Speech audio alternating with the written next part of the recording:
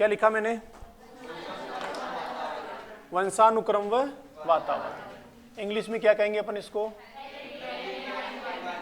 Heredity and environment. ठीक है। अब यहां दो चीजें हैं, एक तो हेरेडिटी है और दूसरा एनवायरमेंट है। कई बार इसको एक और नाम से जाना जाता है, वो है नेचर एंड नर्चर। ठीक। अब एक बार वर्ड्स को समझते हैं, ये वर्ड्स करना क्या चाहते हैं, फिर आगे हम कॉन्सेप्ट की ओर चलेंगे कि कॉन्सेप्ट क्या है। देखिए पहला वर्ड क्या हमारा? वंशानुक्रम। तो वंशानुक्रम की अगर हम बात करें तो क्या वंशानुक्रम जैविकीय प्रक्रिया से संबंधित कारक है? पक्का? क्या वंशानुक्रम जन्म के साथ ही संबंध रखने वाला संप्रत्यय है? पक्का? चलिए अगर इस वर्ड को देखें तो ये दो से मिलके बना है। पहला वंशधन अनुक्रम। तो अनुक्रम का मतलब क्या हो गया? पीछे से चले आ रहा एक क्रम। किससे संबंधित? वंश है। तो वंश में क्या, कौन सा क्रम, किस क्रम की बात हो रही है? तो यहां जिस क्रम की बात हो रही है वो है हमारी सभी विशेषताएं। किसकी बात हो रही है? हमारी सभी विशेषताएं या फिर हमारे गुण। अब जो विशेषताएं और गुण हैं उनमें क्या क्या हो सकता है? हमारा रंग, रूप, आकार, हमारी संरचना, हमारा व्यवहार, प्रकृति कह सकते हैं। क्या ये सभी अलग अलग या इन सभी का योग? क्या ये सभी अलग अलग या इन सभी का योग? एक बार फिर से हम बात कर रहे हैं। वंशानुक्रम वर्ड का मीनिंग हो गया वंशधन अनुक्रम, मतलब पहले से चले आ रहे एक अनुक्रम के रूप में क्या क्या हमारी शारीरिक विशेषताएं, गुण, रंग, रूप, आकार, संरचना, प्रकृति, और भी कुछ हो सकता है, और भी कुछ हो सकता है। उन सबका जो टोटल है, उन सबका जो योग है, उसे कहा जाता है वंश। ठीक है। मतलब एक पीढ़ी का दूसरी पीढ़ी के रूप में जो प्रोग्रेस है, तो पहली पीढ़ी का वंश दूसरी पीढ़ी, दूसरी पीढ़ी का वंश तीसरी पीढ़ी। तो यहां पर वंश का मतलब ये सारे गुण और विशेषताएं हैं जो एक पीढ़ी से दूसरी पीढ़ी में स्थानांतरित होते हैं और एक अनुक्रम के रूप में आते हैं। तो अनुक्रम का मतलब क्या? एक सीक्वेंस है, एक क्रम है। क्या एक क्रम टूट सकता है? नहीं। क्यों नहीं टूट सकता? क्योंकि प्रक्रिया ही इस तरह की है। अगर टूट जाएगा तो फिर इसको क्रम भी नहीं कह सकते हैं। अब ये जो संपूर्ण प्रक्रिया है, क्या ये प्रक्रिया बायोलॉजिकल है या एनवायरमेंटल है? तो क्या मैं इसको जैविकीय प्रक्रिया कह सकता हूं? कैसे? क्योंकि जीव से संबंधित है, हमारी बॉडी से संबंधित है, इसलिए जैविकीय प्रक्रिया कहलाएगी। अब इस जैविकीय प्रक्रिया में जो निर्धारक होते हैं जिनके द्वारा इसको तय किया जाता है, अभी थोड़ी देर बाद हम समझेंगे। फिर भी दो मुख्य चीजें हैं। एक है गुणसूत्र। क्या चीज? इंग्लिश में क्या कहेंगे हम इसको? क्रोमोसोम्स। ठीक है। ये जो क्रोमोसोम्स हैं, इन क्रोमोसोम्स के ऊपर कई सारे क्या होते हैं? हिंदी में क्या बोलते हैं उसको? कई सारे पितरेक होते हैं। ठीक। इन्हें हम कहेंगे जीन्स। ठीक है। तो कौन सा, पीटर इंग्लैंड वाला या रिबोक वाला? अरे भाई, पीटर इंग्लैंड वाला कि रिबोक वाला? दोनों ही नहीं, जींस।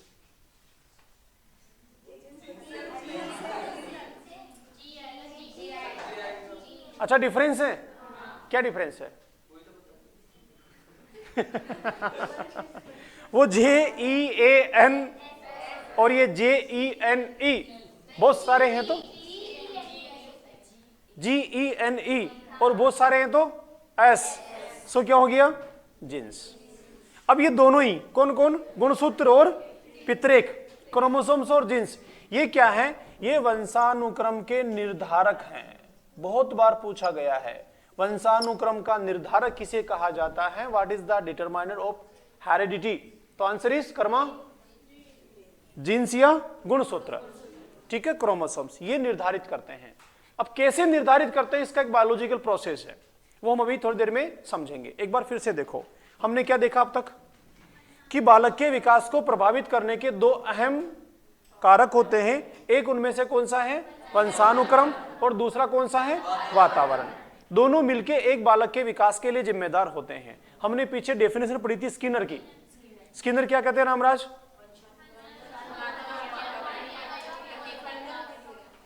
वंशानुक्रम जो है वो वातावरण और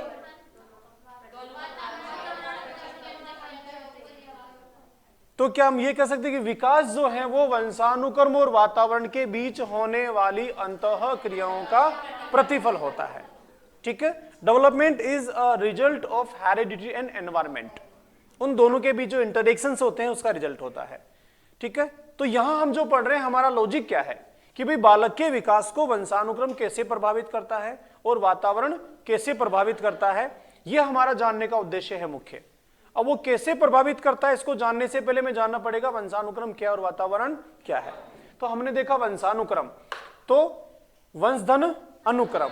अब अनुक्रम का मतलब जो पीछे के क्रम से आने वाला है वो, तो वंश का मतलब क्या क्या आने वाला है? हम सब में निहित विशेषताएं और भी जो है उन सबका टोटल हॉल जो है वो कहा जाता है वंश। अब ये क्या है?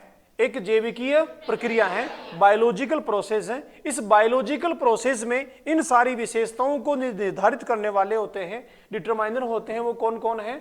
गुणसूत्र या पितृरेख। इन्हें कहा जाता है वंशानुक्रम के निर्धारक। यहां तक बात समझ में आ गई? अब एक बार बोर्ड पे देखो, हम सबके जीवन का प्रारंभ एक कोशिका से होता है जिसे कहा जाता है जायगोट। ठीक है, हिंदी में क्या कहेंगे हम इसको? संयुक्त कोश। बोलो क्या कहेंगे? संयुक्त कोश। हमने पीछे एक डेफिनेशन पढ़ी थी, कोशिकीय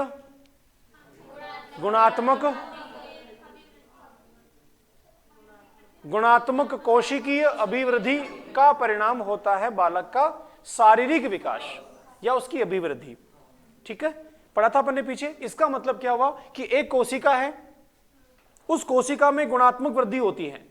1 से 2, 2 से 3 के 4, 4 से 5 के 16, क्योंकि मल्टीप्लीकेशन हो रहा है गुणात्मक। तो इस तरीके से कोशिका बढ़ते बढ़ते बढ़ते हमारे शरीर का प्रारंभ होता है छोटे से एक मांस के टुकड़े के रूप में, फिर थोड़ा और बड़ा होता है, एक शरीर की संरचना बनती है। तो संरचना के दौरान क्रम सिर से पैर या पैर से सिर, इंग्लिश में क्या कहेंगे? सेफेलोकोडाल। इस क्रम में आगे बढ़ता है हमारे शरीर का निर्माण होता है। ठीक, तो शुरुआत की प्रक्रिया किससे होती है? एक कोशिका से। हम क्या कहते हैं उसको? हिंदी में संयुक्त कोश। संयुक्त का मतलब कोई दो है, कोश का मतलब कोशिका, सेल। संयुक्त का मतलब कोई दो है या दो से ज्यादा है, तभी तो संयुक्त हुआ ना। तो वो दो कौन है भाई? जिनसे संयुक्त बना उससे पहले कोई दो या ज्यादा है ना, तो कौन है वो? उससे पहले जो दो हैं वो भी सेल्स हैं, जिन्हें कहा जाता है जर्म सेल। क्या कहते हैं? Germ cells. हिंदी में क्या कहेंगे? बोलो। उत्पाद कोश। क्या कहेंगे? उत्पाद कोश, जर्म सेल। अब ये उत्पाद जो है एक नया उत्पाद करती है, एक नई चीज को क्रिएट करती है, सो इन्हें कहते हैं जर्म सेल्स। दो मिलके बनती है, इसलिए क्या हो गया? संयुक्त कोश।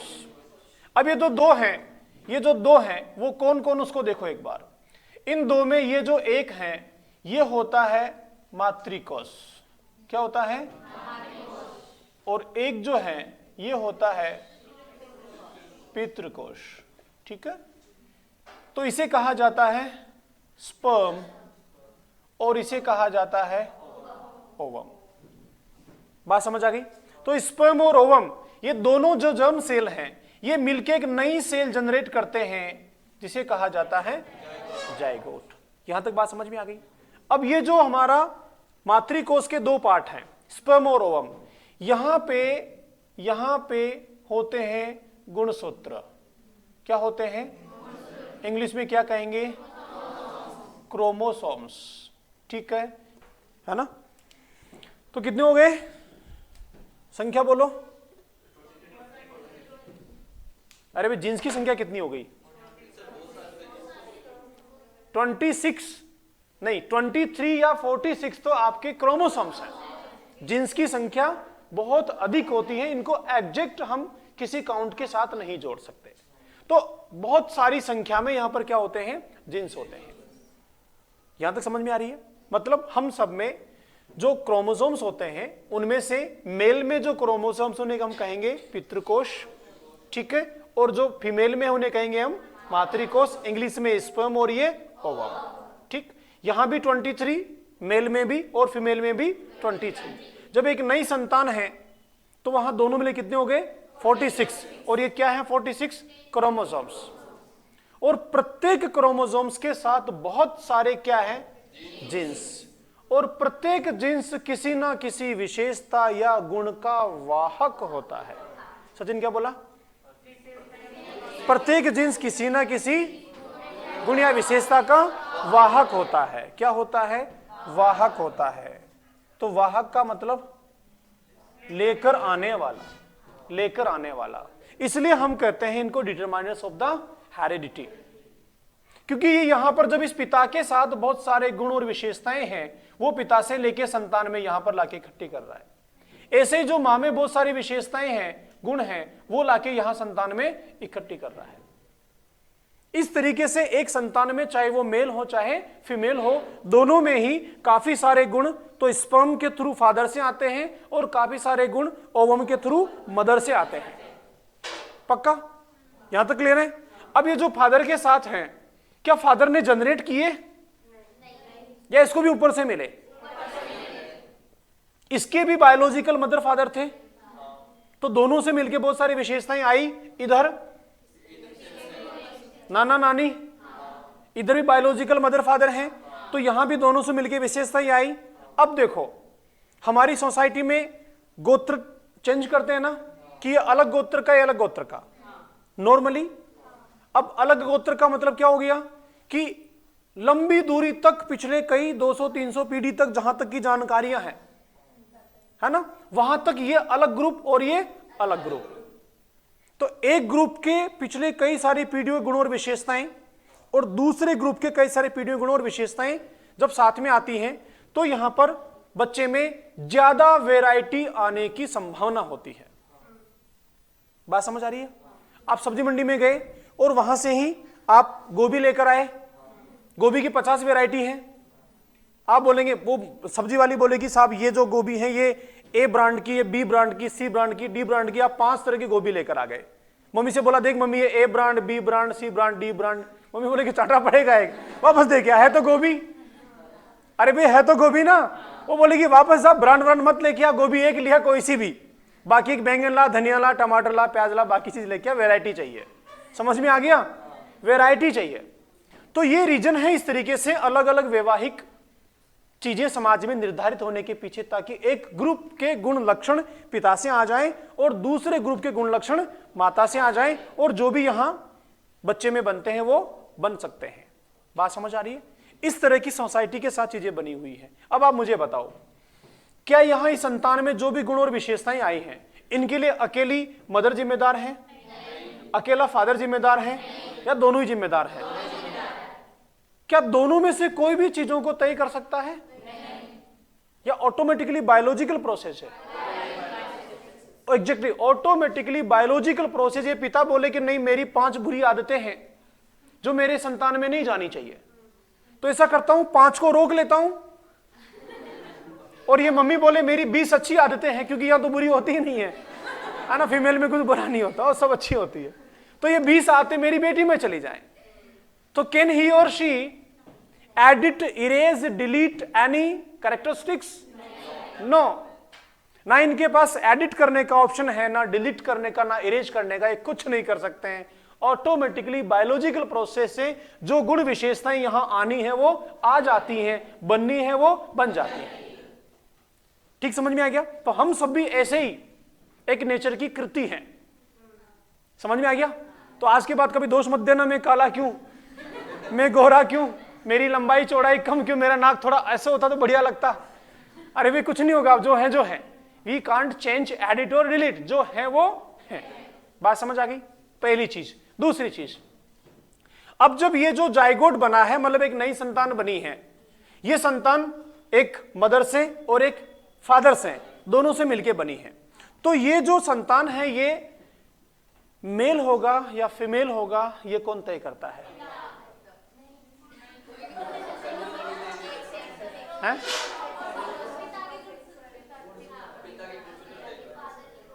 नहीं, इन दोनों में से कौन तय करता है? मदर के फादर, वो पूछ रहा हूं मैं आपसे। फादर तय करता है, हैं?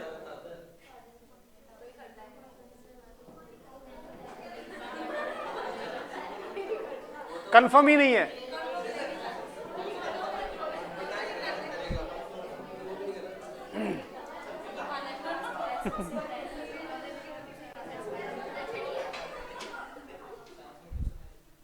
आपने 9th में खूब पढ़ा है, 10th में खूब पढ़ा है, और आप जानते भी हैं, लेकिन स्वीकार नहीं करते। फादर। चलिए यहां देखो वापस से। अब ये जो है, यहां पे ये जो मैंने आपको 23 बताए थे, इन 23 में 22 प्लस 1 ऐसा एक ग्रुप होता है। ऐसे ही यहां जो 23 है, यहां भी 22 प्लस 1 ऐसा ग्रुप होता है। ठीक है? अब ये जो 22 प्लस 1 है, अगर हम फादर की बात करें तो इनमें से 22 तो हैं सारे x x x, और ये जो 1 है ये है y। ठीक? ठीक है? समझ आ रहा है? एक ही है, हो सकता है नीचे आएगा, यहां तो एक ही है ना, प्लस 1 है ना, तो एक ही होगा ना भैया, दो कैसे होंगे? यहां पे ये सारे x और ये भी x। अगर हो सकता तो गड़बड़ हो जाएगी, फिर कोई फीमेल शादी नहीं करेगी मेल के साथ, ध्यान रखिए। समझ आ गई? अब जब ये जब यहां संयोजन हो रहा है, तो यहां पर जो 26 है ना, इन 26 में क्या सिचुएशन होगी? जो 24 है, सॉरी 46 है, 46 में क्या सिचुएशन होगी? इसमें चलो इसी को समझ लेते हैं। ये 23 जोड़े हैं, इसमें एक 22 प्लस 1 का आएगा और दूसरा 22 प्लस 1 का आएगा। अब इस 22 प्लस 1 में ये जो 22 है ये भी x और ये भी x, लेकिन ये एक y हो सकता है और एक x। ठीक है? अब यहां पर क्या सीन है? यहां पर क्या सीन है कि जब ये संयोजन हो रहा है, एक नई जाइगोट बन रही है, उस दौरान हो सकता है कि यहां जो x और y था और यहां जो x x था, मान लीजिए इसको मैं अदर से इधर बनाता हूं, ये फादर और ये मदर,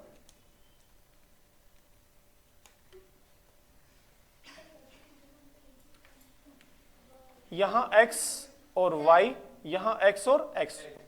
ठीक है? ऐसे समझो इसको। अब यहां पर जो नई संतान बन रही है, अगर मान लीजिए ये x और ये x मैच होता है, तो क्या होगा? गर्ल होगी, बेटी होगी, और यहां x और y मैच होता है तो बेटा होगा, बॉय होगा। ठीक है? बात समझ आ रही है? अब यहां पर जो x और x मैच होगा या x और y मैच होगा, इसे तय करने के लिए कौन जिम्मेदार है?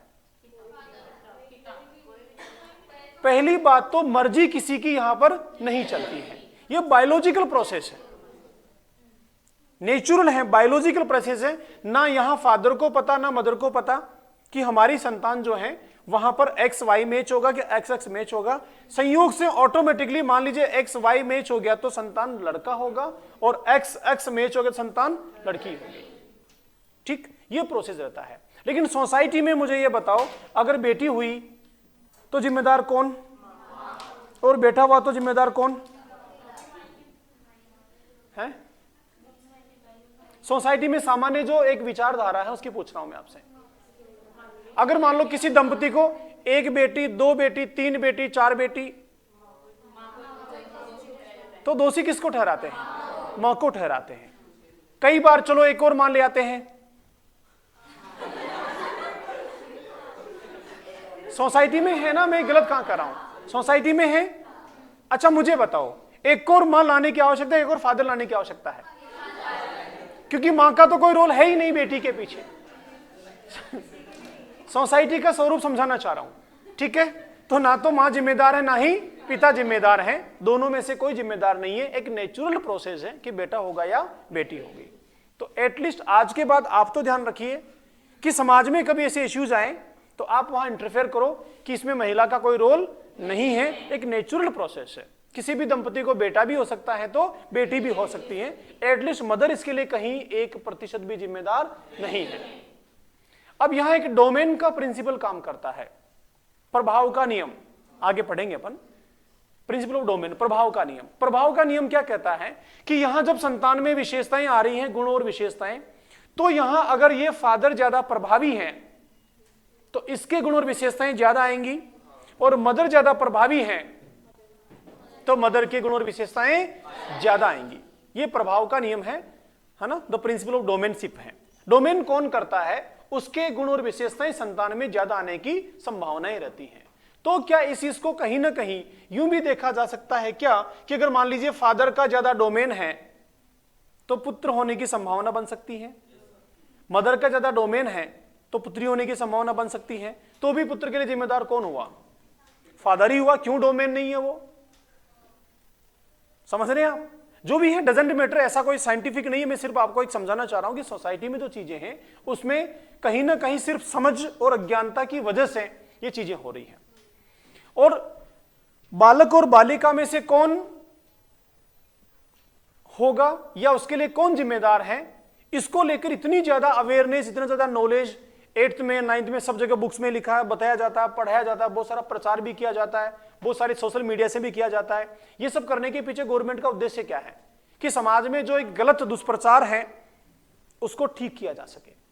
और यहां से अक्सर क्वेश्चन भी बनता है, मजे की बात ये हो रहा है, बड़ा बड़ा सिंपल क्वेश्चन बनता है और प्रत्येक बच्चे का सही भी होता है। सबको पता है XX तो बच्ची और XY तो बच्चा, सबको पता है ना। ये क्वेश्चन सबका सही होता है, कोई गलत नहीं करता, लेकिन फिर भी क्वेश्चन बनता है। पता है क्यों? ताकि इस कॉन्सेप्ट का महत्व बना रहे, इस कॉन्सेप्ट का महत्व बना रहे। बुक्स में बच्चे नए जो पढ़ रहे हैं, तैयारी कर रहे हैं, वो सब इसको बार बार पढ़ते रहें। पढ़ते रहेंगे तो चीज समझ में आती रहेंगी, और खुद को समझ में आएगी तो सोसाइटी में भी जाके इसको वो लोग आगे फॉलो करेंगे। इसलिए यहां से हमेशा क्वेश्चन बनता है। स्कूली एजुकेशन में भी क्वेश्चन बनते हैं बहुत ज्यादा, और कॉम्पिटिशन में क्वेश्चन यहां से बहुत ज्यादा बनते रहते हैं। यहां तक बात समझ आ गई? तो ये हमने क्या सीखा?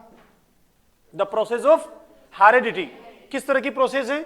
बायोलॉजिकल है। किस तरीके से है? इसी तरीके से है, तो मैंने आपको समझाया। कोई डाउट? अब फटाफट देखो इस क्वेश्चन कहां से बनेंगे। यहां से 5-6 तरह के क्वेश्चन बनते हैं। एक क्वेश्चन बन जाता है कि दोनों में से, वंशानुक्रम और वातावरण में से ज्यादा रोल किसका? तो अभी तो मैंने आपको वंशानुक्रम ही सिखाया, तो दोनों का नहीं पता, लेकिन फिर भी कुछ मनोवैज्ञानिक या कुछ समुदाय साइंटिस्ट का वो कहता है कि ज्यादा महत्व हेरिडिटी का है, लेकिन कुछ लोग बोलते नहीं, ज्यादा महत्व वातावरण का है। जो व्यवहारवादी थे, वाटसन और उसकी टीम, किसको इंपॉर्टेंस देते थे? हमने पढ़ा पीछे। व्यवहारवाद का जनक कौन? बुक का नाम?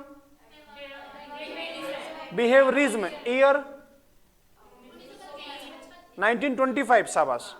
तो उस दौर के जो एक व्यवहारवादी मनोवैज्ञानिक थे, उनका मानना है कि बालक के विकास में वातावरण की बहुत बड़ी भूमिका है। और वाटसन ने कहा कि मुझे एक बना सकता हूं, तो एक पूरा ग्रुप इसको मानता है, जेबी वाटसन। लेकिन कई सारे मनोवैज्ञानिक मानते कि ऐसा नहीं है। बालक जो है वो तबुला रासा नहीं है, खाली घड़ा, गीली मिट्टी और कोरी स्लेट नहीं है। उसके वंशानुक्रम में जो गुण और विशेषताएं आ गई, आप सिर्फ उनको वातावरण देके डेवलप कर सकते हो। बात समझ आ रही है? तबुला रासा जॉन लोग। तो क्या इसका मतलब यह हुआ कि मान लीजिए आपके पास एक सरसों का बीज है और उसमें से गेहूं का पौधा निकालना है, तो आप ऐसा कर सकते हैं? क्यों? क्यों नहीं कर सकते? क्योंकि हेरिडिटी है भाई। इस बच्चे में जो गुण और विशेषताएं हैं वो इन दोनों से आ गई। अब इसमें से आप दूसरी विशेषता चाहो तो वो नहीं निकल सकती। आप सिर्फ ये कर सकते हो कि उस सरसों के दाने को, सरसों के बीज को बहुत अच्छे तरीके से पानी पिलाओ, खाद दो, नरिशमेंट दो, देखभाल करो और एक अच्छा सरसों का पौधा बना लो। लेकिन गेहूं का पौधा उससे आप नहीं बना सकते। बना सकते हो क्या? एक नींबू का बीज है, उससे आप अमरूद का पेड़ बना सकते हो क्या? हाँ, नींबू को बहुत अच्छा बना सकते हो, ये तो आपके हाथ में है, लेकिन एक अलग प्लांट तैयार नहीं कर सकते। ठीक ऐसे ही इस संतान में जो गुण और विशेषताएं आ गई हैं अपने पेरेंट्स से, वही हैं जिनको विकसित किया जाना है। अलग से नई और गुण विशेषताएं सभी तरह की बाहर से फीड करना पॉसिबल नहीं है। समझ आ गया? ठीक ऐसे ही जैसे हमारा रंग, रूप, आकार, आंख, कान ये सब है, इन्हें चेंज किया जाना संभव नहीं है। हाँ, हैं कुछ लोग जिन्होंने ऐसा कोशिश की है ना, प्लास्टिक सर्जरी सुना होगा आप लोगों ने, लेकिन हर चीज उससे भी पॉसिबल नहीं होती है। और एक मजे की बात ये और है कि ये जो कोऑर्डिनेशन है वंशानुक्रम का, ये इतना यूनिक होता है कि चीजें मैच भी नहीं होती हैं। चीजें मैच भी नहीं होती हैं। मतलब एक माता पिता की एक संतान है, उसकी बॉडी में कई सारी चीजें ऐसी हैं जो दुनिया में इस अकेले के पास है, बाकी किसी के पास नहीं है। अगर ट्विंस भी हैं तो दोनों में डिफरेंट है कई सारी चीजें, और जो उसके पास है पूरी दुनिया में, इससे पहले किसी बच्चे के पास नहीं थी और आगे भी किसी के पास नहीं आ सकती है। लाइक हमारी आइस का रेटिना, हमारे फिंगरप्रिंट्स, डीएनए, है ना। तो कई सारी चीजें हैं, साइंस को भी बहुत चीजों को खोजना बाकी है। तो हम आइस के रेटिना से हम मोबाइल में कई जगह कोड लॉक लगा देते हैं, और आधार कार्ड तो पूरा ही चल रहा है फिंगरप्रिंट्स पे है ना। तो फिर जब बच्चे आपको नींद आ जाती क्या करते हैं? आपका हाथ लिया, मोबाइल पे रखा और फिर व्हाट्सएप देखते हैं। ध्यान रखना कहीं खाता खाली नहीं कर दे आगे चल के। बात समझ आए? इसका मतलब चीजें जो है वो अपनी अपनी है, उन्हें चेंज किया जाना संभव नहीं है। तो यहां सीखने और समझने की बात यह है कि प्रोसेस तो आप जान ही गए, लेकिन मेन बात समझने की यह है कि जिन बच्चों के साथ आप काम कर रहे हैं, जिनको आप सिखाना चाहते हैं, क्या उनको हर चीज नए सिरे से, नए तरीके से, जैसी चाहे वैसी बना सकते हैं क्या? नहीं। क्यों नहीं बना सकते? क्योंकि उनके वंशानुक्रम में चीजें पहले से मौजूद हैं। बड़ा मुश्किल है या असंभव सा है? असंभव सा है। तो आसान क्या है कि जो पहले से हैं उनका पता लगाया जाए और उन्हीं को विकसित किया जाए। अगर आपको सरसों का पौधा बड़ा करना है तो पता लगाओ ये किस तरह के वातावरण में बड़ा होता है, किस तरह की जमीन इसके लिए चाहिए, किस तरह का टेम्परेचर चाहिए, वैसा दे दो, पौधा बड़ा हो जाएगा। हाँ या ना? ठीक ऐसे ही हर बच्चे में जन्मजात क्षमताएं होती हैं, वंशानुक्रमीय गुण होते हैं, उसकी अपनी बुद्धि, रुचियां, अभिवृत्ति, एटीट्यूड, एप्टीट्यूड, सीखने की प्रक्रिया, क्षमताएं, सेल्फ कॉन्सेप्ट्स, संवेदनाओं की कैपेसिटी, बहुत सारी चीजें हैं जो उसकी अपनी खुद की हैं। तो उसको एक मोहन की तरह सोहन को बनाने के बजाय मोहन में देखा जाए उसमें क्या क्या चीजें हैं और उनको विकसित किया जाए। इस संकल्पना को आपको समझाने के लिए, बताने के लिए ये टॉपिक आपके सिलेबस में है। क्योंकि बायोलॉजी नहीं पढ़ रहे हम साइकोलॉजी पढ़ रहे हैं। बायोलॉजिकल प्रोसेस के थ्रू समझ रहे हैं, बट इसका उद्देश्य है साइकोलॉजिकल, कि हम बच्चों के साथ जब ट्रीट करें तो हम ये पक्का मान के चलें कि मेरी क्लास के 5 बच्चे हैं, पांचों बच्चे एक जैसे हो ही नहीं सकते, क्योंकि इंडिविजुअल डिफरेंसेस हैं। तो मुझे सिखाने के लिए 5 तरीके लाने पड़ेंगे, एक से पांचों को सीख जाए ऐसा संभव नहीं है। बात समझ आ रही है? यह है हेरिडिटी को समझाने के पीछे का पर्पस। दूसरा, हम जब बाहर से बच्चों को एनवायरमेंट देते हैं तो वो एनवायरमेंट इसमें निहित क्षमताओं को बनाने के लिए जिम्मेदार होता है। किसी बच्चे में कितने जबरदस्त गुण हैं, विशेषताएं हैं, मदर फादर बहुत पावरफुल हैं, दोनों पीढ़ियां भी जबरदस्त हैं, पैटर्नल भी और मैटरनल भी, लेकिन अगर उसको एटमॉस्फेयर ही नहीं मिलता है, वातावरण ही नहीं मिलता है, तो वो एक व्यक्तित्व के रूप में बाहर आगे भी नहीं बढ़ सकता। उसको क्या चाहिए? वातावरण भी चाहिए। तो फिर जब दोनों के महत्व की बात आती है तो कुछ मनोवैज्ञानिक अलग अलग मुद्दे लेकर आते हैं कि एक बालक के विकास में ज्यादा महत्व वंशानुक्रम का, तो कुछ मनोवैज्ञानिक बोलते हैं ज्यादा महत्व वातावरण का। तो एक विवाद सा है, एक विचारधारा में अलग अलग मत से हैं, और वो कहलाते हैं नेचर वर्सेस नर्चर। कुछ लोग नेचर को पहले मानते हैं, कुछ लोग नर्चर को पहले मानते हैं, लेकिन एक साझा जो समझ और रिजल्ट निकल कर आ रहा है वो ये है कि दोनों ही एक दूसरे के लिए जिम्मेदार हैं, दोनों एक दूसरे पर निर्भर हैं, दोनों एक दूसरे से संबंधित हैं, दोनों में से किसी एक से पार अकेले नहीं पड़ सकती, दोनों मिलकर बालक के विकास को तय करते हैं, दोनों की अंतः क्रियाओं का बालक परिणाम होता है, प्रतिफल होता है। यहां तक बात समझ आ गई? तो हमने जाना वंशानुक्रम क्या है, किस तरह की जैविकीय प्रक्रिया होती है और वंशानुक्रम में लिंग निर्धारण किस तरीके से होता है। क्लियर? बनाओ इसको फटाफट। मोस्टली बना है यहां से अब तक, इस वाले पार्ट से, है ना। एक बार पिछली बार सीटेट रीट में यह क्वेश्चन पूछा गया है कि किस कोशिका से होता है, पहली कोशिका उसका नाम पूछा था उन्होंने, ठीक है। एक बार क्वेश्चन यहां से बना है और सेकंड ग्रेड में यहां से बना है 46, हाँ यहां भी क्यों बनता है, और बहुत ज्यादा क्वेश्चन बनता है यहां से निर्धारक के नाम से। आप इस वाले पॉइंट को ले सकते हैं, यहां से बहुत क्वेश्चन बनता है, कम से कम 50 बार यहां से क्वेश्चन बना हुआ है। वंशानुक्रम के निर्धारक किसे कहा जाता है या कौन तय करता है हम सबके गुण और विशेषताओं को, लक्षणों को, यहां से बहुत क्वेश्चन बना है। अगर मान लो दोनों ऑप्शन में आ जाएं, क्रोमोसोम्स भी हो और जीन्स भी हो, तो आंसर किसको करेंगे आप? दोनों हो तो जीन्स को करेंगे, और मान लीजिए जीन्स नहीं है तो क्रोमोसोम्स को करेंगे। मान लो दोनों ही नहीं है तो, और आंसर में यह है उत्पाद कोश, तो किसको करेंगे? मान लीजिए आपको पूछे कि वंशानुक्रम का निर्धारक है, ऑप्शन नंबर 1 संयुक्त कोश, 2 उत्पाद कोश, ऑप्शन नंबर 3 कुछ भी वंशानुक्रम, और 4 वातावरण, उत्पाद कोश आएगा। मतलब सीक्वेंस है, मेजॉरिटी किसकी हो जाएगी? उत्पाद कोश की। थोड़ा और डीपली चले तो क्रोमोसोम्स, और आगे चले तो जीन्स। यहां तक क्लियर हो गया? संख्या की बात करें तो कौन बहुत सारी संख्या में है? जीन्स। उत्पाद कोश कितने हैं? केवल 2। क्रोमोसोम्स कितने हैं? 46 टोटल मिला के। तो गुण और विशेषताएं केवल 2 ही होती है क्या? 46 ही होती है क्या? बहुत सारी होती है ना, असंख्य है। अगर एक व्यक्ति की लिस्ट बनाने लगे तो 6 महीने ही पूरी नहीं हो, वो पूरी बना के निपटे, एक पता लगा एक और नहीं निकल गई, तो बहुत सारी विशेषता है ना हम लोगों की। हम सब जो है अलग अलग परिस्थिति में अलग अलग व्यक्तियों के साथ अलग अलग तरह का व्यवहार करते हैं, और हर बार अलग अलग विशेषताएं हमारी निकल के आती हैं। तो बहुत सारी संख्या में, इसलिए हमारे जीन्स भी बहुत सारी संख्या में। ऐसे भी आप इसको लर्न कर सकते हैं। क्लियर हुआ? कभी कभी क्वेश्चन यहां से बन जाता है कि कौन सी प्रक्रिया है, तो जैविकीय या गैर जैविकीय। मान लो सिंपली आपसे पूछे कि बालक के विकास में बहुत अहम भूमिका होती है, उनमें से कौन सी जैविकीय प्रक्रिया है? वंशानुक्रम, वातावरण, मनोविज्ञान, अन्य कारक। तो वंशानुक्रम बायोलॉजिकल प्रोसेस है, कैसे है वो हमने समझा। यहां तक क्लियर है? चलिए अब एक बार शीट को पूरा करते हैं, फिर आज बाइंड ऑफ करेंगे। कल हम पढ़ेंगे विकास के वंशानुक्रम के सिद्धांतों को। सीट पे आ जाओ फटाफट से, बन जाएगा। लेकिन जब और अध्ययन हुआ आगे चल के तो पता चला ऐसा नहीं है, वंशानुक्रम का भी बहुत अहम रोल होता है। तो 1925 के आसपास के काल में व्यवहारवादी केवल वातावरण को ही महत्व देते थे, लेकिन धीरे धीरे धीरे अगले 100 सालों में, 2025 आने वाला है ना, 100 साल हो गए, तो अगले 100 सालों में मनोविज्ञान का अध्ययन और बढ़ा बालकों के विकास को लेकर।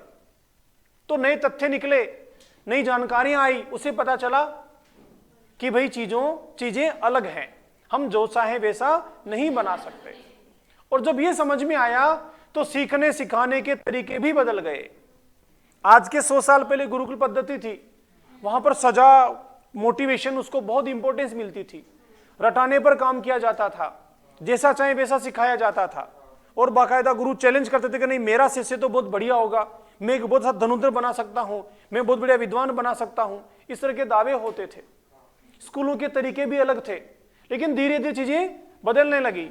बच्चों को स्वतंत्र करने लगे, धीरे धीरे फ्री करने लगे, सजा का प्रावधान कम होने लगा, दबाव कम होने लगा।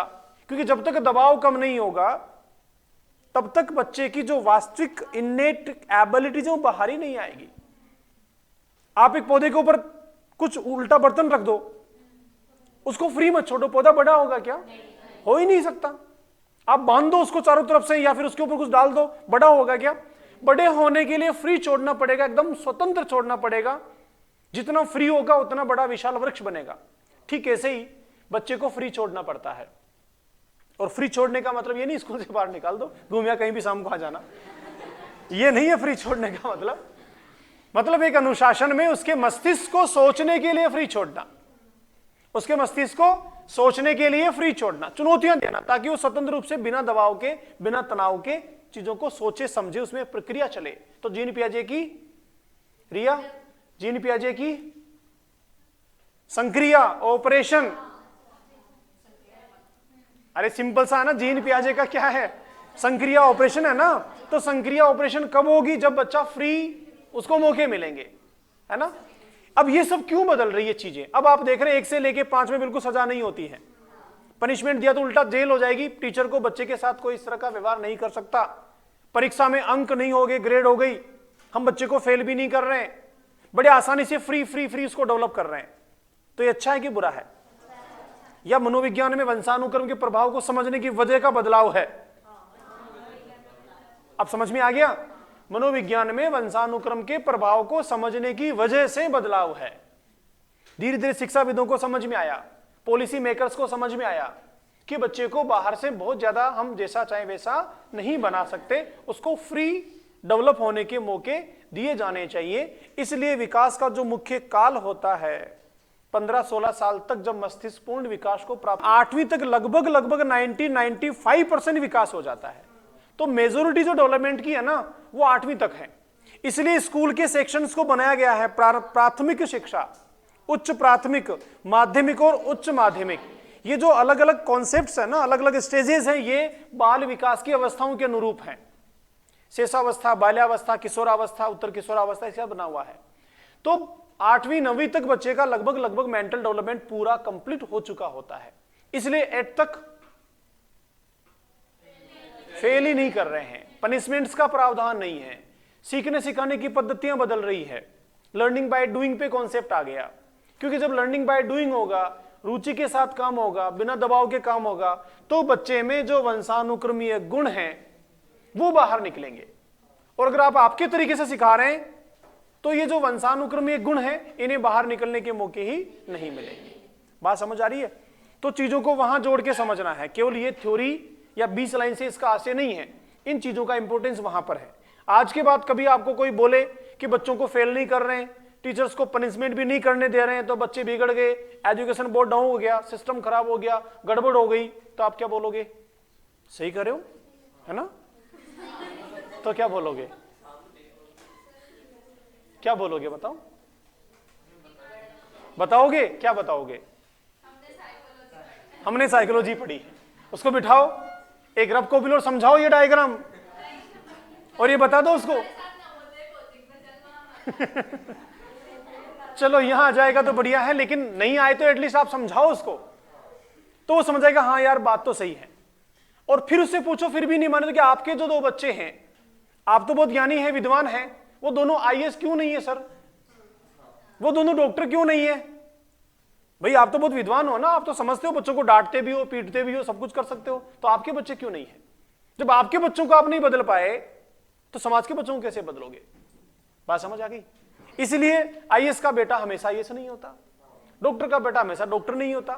कई कपल मम्मी पापा दोनों डॉक्टर, तो बच्चा दुनिया में आने से पहले डॉक्टर के वातावरण में है।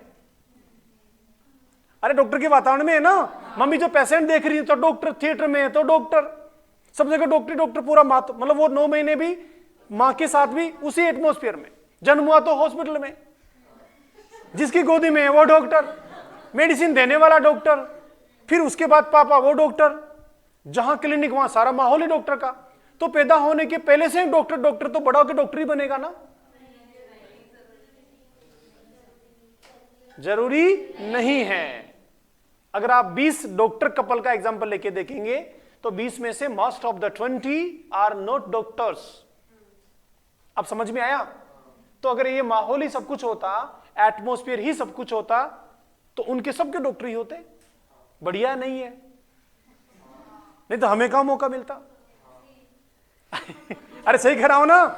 आप रीट क्रिकेट टीचर बनना चाहते हो, टीचर बनना चाहते हो, सेकंड ग्रेड व्याख्याता बनना चाहते हो, तो जो हमें पढ़ाने वाले टीचर थे उन्हीं के बच्चे बनते हैं ना, फिर हमें कहाँ मौका मिलता, तो बढ़िया है ना।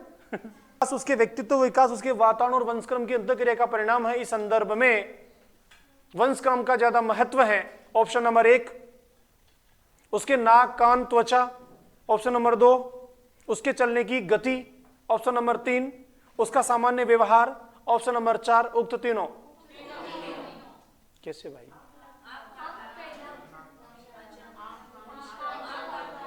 वंशानुक्रम के साथ तो उसके आंख कान नाक त्वचा का रंग हुआ ना, चलने की गति तो फौजी की भी चेंज हो जाती है। अरे फौज वालों की गति अलग हो जाती है ना, तो फिर और जो व्यवहार है वो तो आप सीख लेते हैं बाहर से, तो आंसर क्या हो जाएगा? ऐसे पूछेगा सीधा, ये थोड़ी पूछेगा क्रोमोसोम्स की संख्या कितनी होती है, और वो पूछेगा सभी को आ जाएगा सिलेक्शन, तो ये क्वेश्चन देंगे ना। बात समझ आ रही है? एक बालक के विकास में वातावरण और वंशानुक्रम की अंतःक्रियाएं होती हैं, उसके द्वारा दूसरों के साथ की जाने वाली सहानुभूति का संबंध है पूर्णतः वंशानुक्रम से, पूर्णतः वातावरण से, दोनों का मिला जुला, और तीसरा उक्त तीनों ही नहीं, दोनों का मिला जुला। शाबाश। क्योंकि सहानुभूति कुछ तो उसमें जन्मजात है, कुछ जिस माहौल में रहा वहां पर है। जिस माहौल में रहा, मान लो वो हिंसक माहौल है, तो सहानुभूति बनेगी ही नहीं। जिस माहौल में रहा वो लोग अच्छे हैं, दूसरों की मदद करते हैं, उनमें सिंपैथी और एम्पैथी है। ज्यादा इंपॉर्टेंट क्या है? एम्पैथी है। अब समझ आ गया? तो अंतःक्रिया का मतलब यह है। आगे देखो, वंशानुक्रम या प्रकृति। तो प्रकृति किसको बोलते हैं? जो बना हुआ है, जो अपने आप बना हुआ है। समझ में आ गया? जो अपने आप बना हुआ है, ये पेड़ पौधे पानी हवा रोशनी बनाया क्या हमने? इसलिए प्रकृति। ऐसे हम सब में हमारा जन्मजात सारे गुण विशेषताएं जो बना हुआ है, जिसको हम अब नहीं बना सकते, वो प्रकृति। ये है वंशानुक्रम। अब समझ आ गया? उसकी प्रकृति बहुत खराब है, उसका कुछ नहीं होगा। सही कहते हैं करने वाले? उसकी प्रकृति बहुत खराब है, उसका कुछ नहीं हो सकता। उसका नेचर ही बहुत खराब है, उसका कुछ नहीं हो सकता। सही कहते हैं क्या? सही कहते हैं क्या? बिल्कुल सही कहते हैं। बना हुआ है ना, अब आप उसको चेंज थोड़ी ना कर सकते हो। हाँ, वो चाहे तो थोड़ा संशोधन कर सकता है, लेकिन फिर भी जो ही मौका लगेगा मूल प्रवृत्ति व्यवहार में आ जाएगी। इसीलिए कहा जाता है प्रकृति चेंजेबल नहीं होती है। आगे देखो, वंशानुक्रम व्यक्ति को जन्मजात विशेषताओं का पूर्ण योग कहा जाता है। मतलब इसमें सब आ गई, उसके गुण रंग रूप आकार सोचना विचारना बुद्धि, बहुत सारी चीजें, इन सब का योग अकेला क्या कहलाता है? वंशानुक्रम कहलाता है। शारीरिक विशेषताएं कोमा आकृति विद्वता आदि जो एक बच्चे को माता पिता से विरासत में मिलती हैं। विरासत का मतलब क्या? जिसमें हमने कुछ नहीं कमाया, अपने आप मिल गया। विरासत तो अच्छी वाली होनी चाहिए ना। हाँ देखो कैसे बोल रहे हो। विद्वता कैसे? बुद्धि। बुद्धि बुद्धि वंशानुक्रमीय है साहब, इसलिए विद्वता बुद्धि से आती है। विद्वता का मतलब यहां पर इतना सा है। अगर विद्वता वो है जो हमने बाहर से सीखी है, तो ये विद्वता वो नहीं है। एक ही वर्ड के कई मीनिंग निकलते हैं।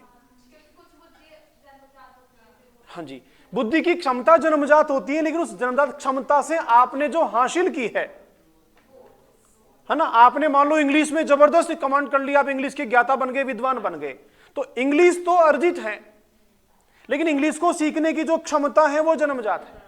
तो यहां क्षमता से आसे हैं, बुद्धि जो जन्मजात उससे आसे हैं। अच्छा, बुद्धि को लेकर क्या विचार है? जन्मजात होती है कि अर्जित होती है? अर्जित होती तो लियाते थोड़ी बहुत 100-200 ग्राम है। फिर बादाम खाने से क्या आता है? 100-200 ग्राम क्यों लाते भाई? ज्यादा फिर वजन लगता ना, जगह कैपेसिटी कम है ना भाई। इतना ही तो है आपके पास, 1350 ग्राम का ही तो पात्र है? अच्छा, फिर बादाम क्यों खाते हैं? रखने के लिए जो पात्रता है, मतलब एक पौधे को बढ़िया डेवलप करने के लिए मिट्टी और पानी चाहिए, ये उसके पोषक हैं। ऐसे ही हमारी बुद्धि को ठीक तरीके से काम करने के लिए जो पोषक चाहिए ना, वो न्यूट्रिशन बादाम से मिलता है। अब समझ आ गया? इसलिए बादाम खाने से बुद्धि का संबंध बताया जाता है। बाकी ऐसा है नहीं, वरना जिनके बादाम के पेड़ हैं वो तो सारे आईआईटी वाले होते, उनके तो यहां ऐसे भूसे की तरफ गिरी रहती है बादाम में, ऐसा ही है ना। लेकिन उससे उससे हमारे ब्रेन को न्यूट्रिशन मिलता है, वो ज्यादा ठीक से काम करता है ना। ये है इसके पीछे का लॉजिक। देखो फटाफट आगे। वंशानुक्रम शारीरिक विकास पर गहरा प्रभाव पड़ता है। आनुवांशिकता से तात्पर्य गुणसूत्र तथा जीन से होता है, बता दिया मैंने आपको। सोरेनसन को पढ़ो।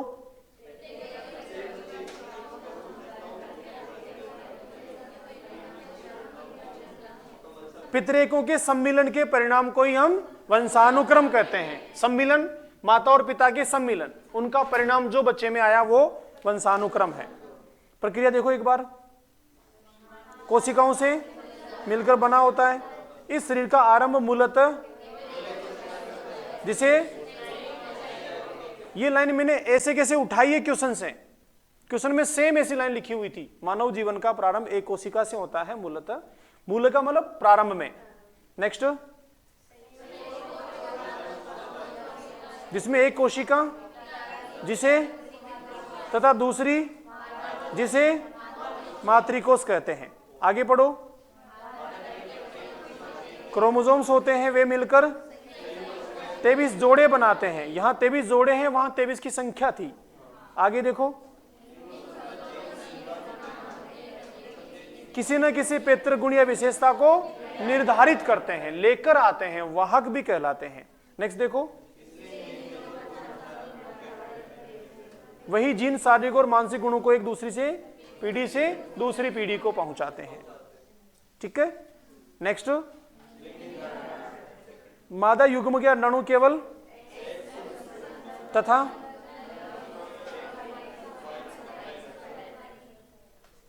ठीक है, ये पढ़ी लिया अपन ने। एक्स एक्स तो बालक और एक्स वाई तो ऐसा ही है क्या?